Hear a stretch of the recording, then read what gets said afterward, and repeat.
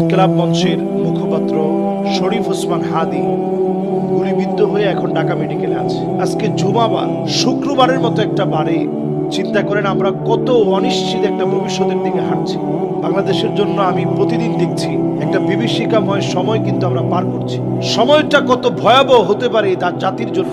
ইস্তিগফাফাম বিদ্দাম, এই হাদিকে গুলি করার অর্থ হচ্ছে কেমন যেন একটা সংঘাত বাড়িয়ে তোলা। তফসিল ঘোষণা করার পরে কে বা কারাই কাজ করছে, যারা বাংলাদেশের প্রতিনিয়ত বাংলাদেশের সুন্দর পরিবেশকে তারা ধ্বংস করতে চায়। এবং আমরা দেখেছি সে খুব উদ্যমী একটা মানুষ, মসজিদের সামনে গিয়েছে, স্পষ্ট মানুষকে তার লিফলেট দিচ্ছে, যে নিচ্ছে না সে কোনো গালিগালাজ করছে না, তার উপরে ময়লা পানি ফেলেছে।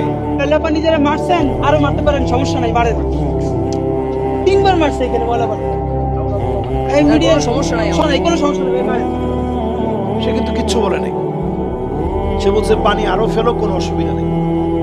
তাদের এই ঋণ আপনি শোধ করতে পারবেন না। ন্যায় ইনসাফের একটা বাংলাদেশ দেখতে চাই, এই স্লোগানটা তো এই যুবকরা দিয়েছে।